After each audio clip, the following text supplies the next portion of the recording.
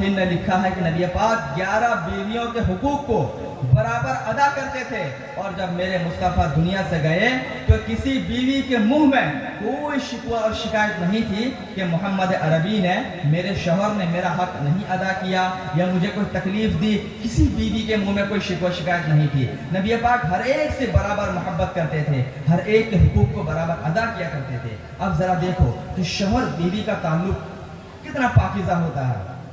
حضرت عائشہ صدیقہ رضی اللہ تعالی عنہ فرماتی ہیں کہ رسول کائنات صلی اللہ علیہ وسلم ارشاد فرماتے ہیں کہ اے عائشہ، جب تم ناراض ہوتی ہو نا تب بھی مجھے معلوم پڑ جاتا ہے، اور جب تم خوش ہوتی ہو تب بھی معلوم پڑ جاتا ہے۔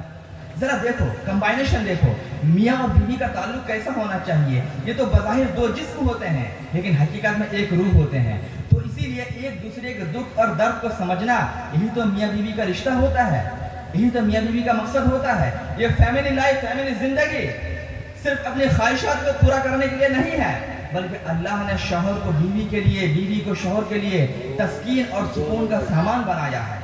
بیوی کو تو ایسی ہونی چاہیے کہ شوہر دیکھے تو اس کا کلیجہ ٹھنڈا ہو جائے، اور شوہر کو بھی ایسا ہونا چاہیے کہ بیوی کے مکمل خیال رکھے، اس کے خرچہ پانی، اس کے کھانے پینے، اس کے لباس کا مکمل لحاظ کرے۔ اب نبی پاک فرماتے ہیں اے عائشہ، تم جب خوش ہوتی ہو تب بھی مجھے معلوم پڑ جاتا ہے، اور تم جب ناراض ہوتی ہو تب بھی مجھے معلوم پڑ جاتا ہے۔ حضرت عائشہ نے پوچھا یا رسول اللہ وہ کیسے؟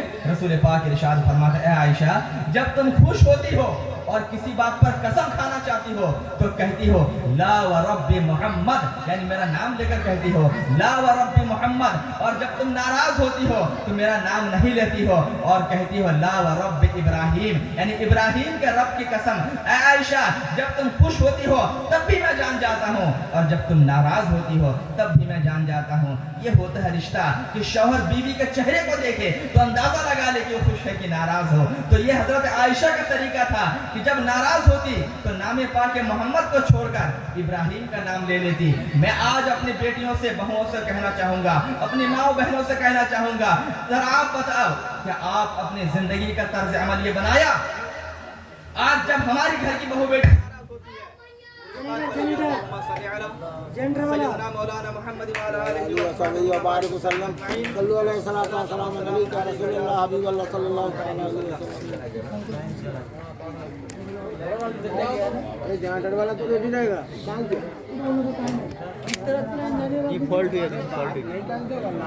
تو کون سا لفظ استعمال کرتی ہیں؟ اپنے شوہر کا نام چھوڑ کر دوسرے نبی یعنی جو رسول اللہ کے آبا اجداد میں سے ہیں، باپ دادا میں سے ہیں، ان کا نام لیتی ہیں۔ کوئی مذائقہ نہیں، ایسا کیا جا سکتا ہے، لیکن آج ہماری گھر کی بہو اور بیٹیاں ذرا اندازہ لگائیں کہ جب اپنے شوہر سے ناراض ہوتی ہیں تو کوئی ایسی گالی باقی رہتی ہی نہیں جو دے کر ان کے قلب کو سکون نہ پہنچتا ہو۔ ہر قسم کی گالی جو ان کو آتی ہے شوہر کو دے ہی دیتی ہے، بلکہ بعض جگہوں پر تو ایسا بھی دیکھنے میں آتا ہے کہ بددعائیں تک دے دیتی ہے کہ باہر نکل رہے ہو، ٹرک کے نیچے دب کے مر جاؤ، کچل کر مر جاؤ، مجھے چھوڑتے کیوں نہیں، مجھے رہا کیوں نہیں کرتے، الیاذ باللہ۔ نہیں میرے خواتین، نہیں میرے اسلام کی شہزادیوں، آپ کا یہ شیوا نہیں ہے، بلکہ آپ تو امت محمدیہ میں سے ہو، آپ تو اس نبی کا کلمہ پڑھتی ہو جس نبی کے گھرانے کا حال یہ ہے کہ اس گھر کا بچہ ہمیں سلیقہ سکھاتا ہے، ہمیں طریقہ سکھاتا ہے۔ شوہر گالی دینے کی چیز نہیں ہے۔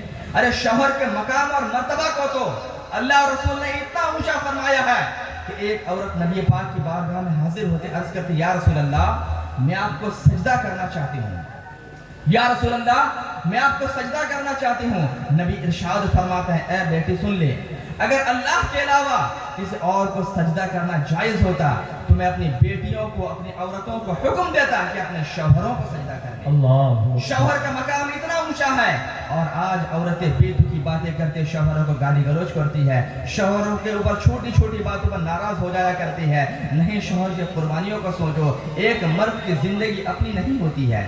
آپ ذرا دیکھیں نا، ذرا اس طرح سے سوچیں کہ ایک